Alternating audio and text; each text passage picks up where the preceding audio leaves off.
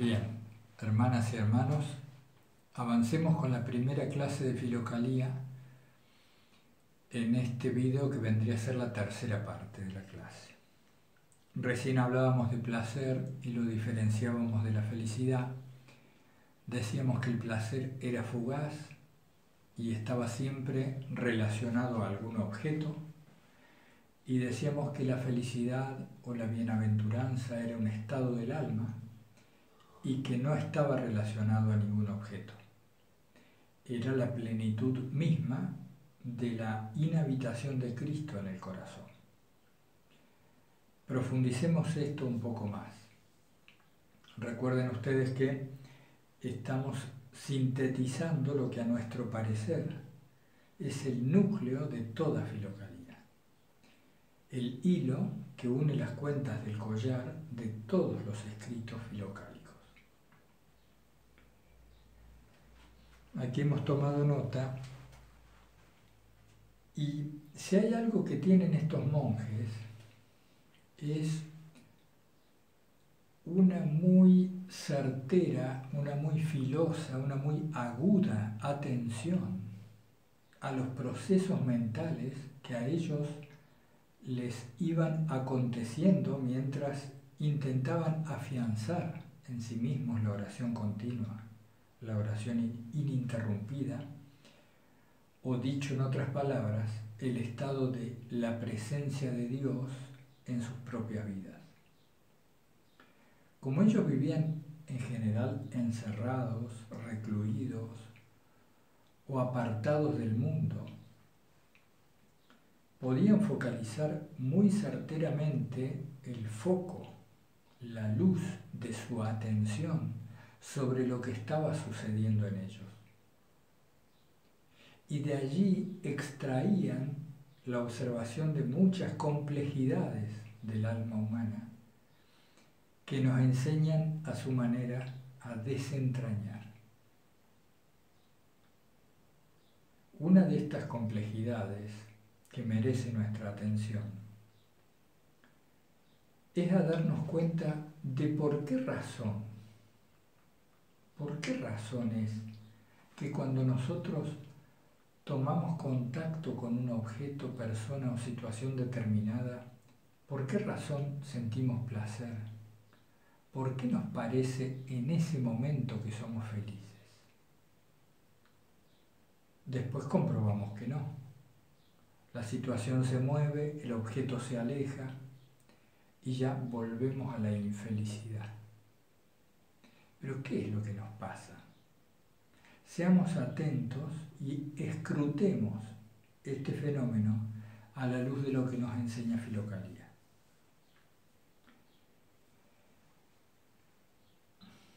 Ellos nos dicen, y cualquiera de nosotros puede observar, que lo que ocurre cuando nosotros tomamos contacto con un objeto apetecido, con un objeto deseado, lo que ocurre en ese contacto, en ese momento de la impresión, es que la mente hace silencio. Esto es particularmente importante. Cuando nuestra mente hace silencio, la felicidad, la bienaventuranza o la gracia que está siempre operante en el corazón humano se manifiesta con claridad. Se quitan los velos que la ocultan.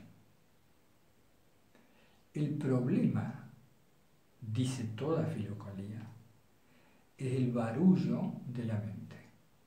Ese murmullo constante, la divagación continua, los pensamientos que vienen y van, las preocupaciones, porque como todos sabemos estos pensamientos se expresan o como preocupación, o como ansiedad, o como angustia, como críticas, como juicios, etc. Cuando la mente se silencia, la bienaventuranza que siempre está en el corazón, porque somos hijos de Dios, nuestra filiación es divina, Nuestra verdadera identidad es ser hijos de Dios. Debajo de todas las capas identitarias que querramos tener, que somos hinchas de tal club, que somos mujer o varón, que somos de tal o cual nacionalidad, debajo de todas las identidades, que somos padre, madre, hijo, allí al fondo lo que somos es hijos de Dios. Somos criaturas creadas por Dios. Esta filiación divina nos hace bienaventurados de por sí. Pero esa bienaventuranza no se manifiesta, no se nos hace evidente por todas esas capas de las que hablábamos antes, superpuestas sobre esta felicidad. Y si hay una capa o un obstáculo por excelencia que oscurece la luz que vive en nosotros, son los pensamientos, el ruido de la mente. Mucho de esto se habla en el Génesis, lo vamos a abordar en alguna otra clase. Máximo el Confesor tiene gran autoridad en este tema. En el Génesis se habla de la caída, y esta caída original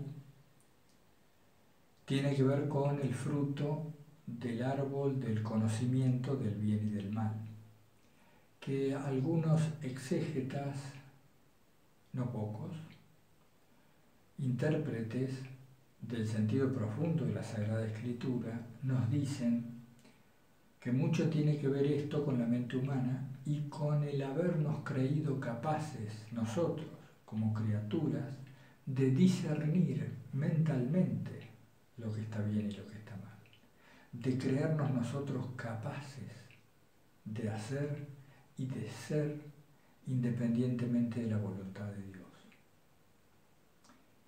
Estos exégetas dicen que allí radica el pecado original, la tan nombrada caída que nos ha dejado en el estado en que estamos, para todos evidente, a nivel personal y a nivel social. Los filocálicos se dieron cuenta de que la mente hacía silencio cuando tomaba contacto con un objeto. Y inmediatamente que el contacto con ese objeto cesaba, la mente volvía a su barullo. ¿Cómo hacer callar la mente? Ellos dijeron que la oración continua era aquello que podíamos poner como reemplazo al pensamiento. Desde un punto de vista técnico, Filocalía nos enseña que debemos reemplazar la divagación, la distracción, por la oración, y específicamente por el nombre del Salvador, por la oración de Jesús. Es sólo cuando la oración se hace continua, se hace una costumbre, en ese sentido ellos le llaman cuando la oración se hace una segunda naturaleza, es decir, se realiza espontánea y fácilmente en nosotros, cuando barre con los pensamientos innecesarios y por lo tanto nos sitúa en la bienaventuranza. Bienaventuranza que, insisto, ya está en nosotros y que no vemos ni sentimos porque atendemos a otras cosas. Esto es la raíz y la esencia de Filocalía, me atrevo a decirlo. Entonces, ellos buscaban mediante la oración continua una interiorización que no es más que el silencio de la mente. Al producirse esta esiquía, esta quietud de pensamiento, el corazón vive en la gracia. ¿Y qué sucede según los filocálicos? sucede un concepto muy caro para la teología ortodoxa, particularmente de la Iglesia Ortodoxa, de nuestros hermanos de la Ortodoxia, que ellos llaman la teosis o la divinización del hombre, también la deificación, distintos términos para un mismo fenómeno. ¿Qué fenómeno? Aquel estado del alma en el cual la persona percibe la presencia de Dios en su cotidiano, el mundo queda transfigurado de esa presencia, iluminado por la presencia de Dios, y el Espíritu Santo habita en el corazón. Es la inhabitación de la gracia en uno. Ya el peregrino ruso que iba con Filocalía en su morral, recitando el nombre de Jesús de continuo, nos cuenta en su modo simple y tan poético, nos cuenta de las bondades de percibir esta luz en todo tiempo y lugar. La oración de Jesús se le hacía tan dulce porque estaba ligada a la bienaventuranza en la que el corazón vive siempre. Esta teosis, deificación del hombre, no es una herejía, no es un acto de soberbia, es a lo que hemos sido llamados. Es la característica principal de ser hijos de Dios. Esta es la clave de Filocalía. Quiero revisar aquí un apunte.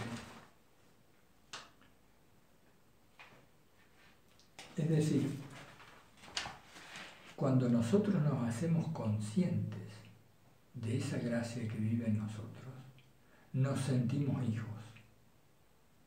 Al sentirnos hijos, abandonamos nuestra creencia de que la vida está en nuestras manos. Nos damos cuenta de que nuestra vida depende pura y exclusivamente de la voluntad de Dios. Y en ese sentido, volvemos atrás, esto es la teosis propiamente, volvemos atrás la caída original. Es decir, volvemos a situarnos en el Edén y rechazamos el árbol del conocimiento del bien y del mal. Nos rendimos a la voluntad divina y en ese rendirse tenemos que someter los pensamientos, tenemos que abdicar de nuestra mente. Nuestra mente tiene dos funciones, dos modos de funcionar, sí, bien digo. Uno es el adecuado, es el funcional, es ese modo de pensar en el cual podemos construir una herramienta, podemos pintar un cuadro, podemos saber por qué ruta hay que ir hasta determinado sitio. Y cualquier otra cosa que hagamos en el mundo físico tiene a los pensamientos funcionales actuando para el bien. Pero está esa otra parte de la mente que son los pensamientos innecesarios, que son casi el 90% de nuestros pensamientos, que vendrían a ser la divagación, ese permanente diálogo interno que tenemos con nosotros mismos, como si fuéramos dos personas, ¿no? Cuando somos solo una. Ese discurrir como un permanente manantial. Eso oculta la gracia que vive en nosotros. De eso trata Filocalía y nos regala la oración de Jesús y la búsqueda de la oración continua como la herramienta por excelencia para acallar la mente, para volver al corazón. Muchos de los monjes filocálicos insisten en la oración monológica, esto es, la oración de una sola palabra, el nombre de Jesús. Muchos de ellos encontraban en el solo nombre la capacidad de concentración necesaria más simple ante el tumulto de la mente. Pero también muchas otras frases, las que ellos aconsejaban no cambiar muy a menudo. Parece que hay que elegir una y persistir el mayor tiempo posible en ella. Bien, para ir terminando ya esta primera clase. La oración de Jesús, hemos tomado nota aquí,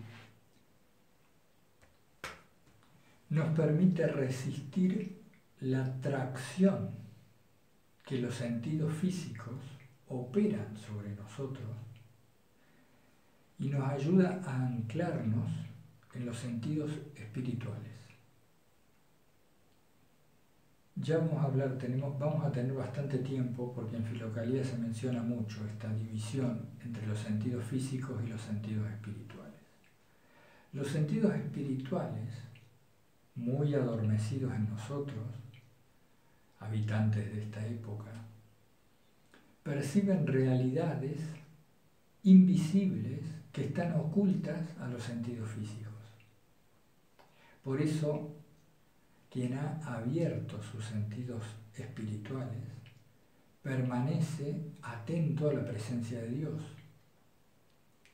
Y varios de estos monjes nos dicen que ellos perciben la presencia de Dios.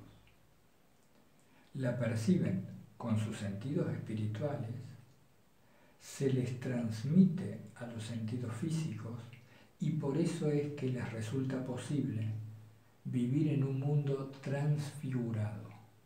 Ellos hablan de un mundo plenamente habitado por la gracia.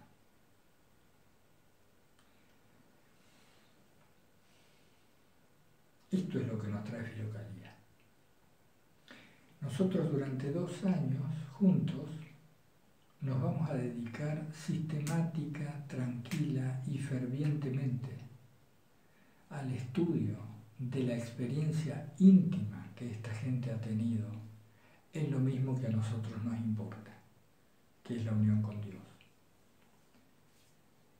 Vamos a juntarles algunos textos. También la hermana Lourdes está preparando unos audios con los textos de Casiano para enviárselos, que ustedes puedan escucharlos en el cotidiano.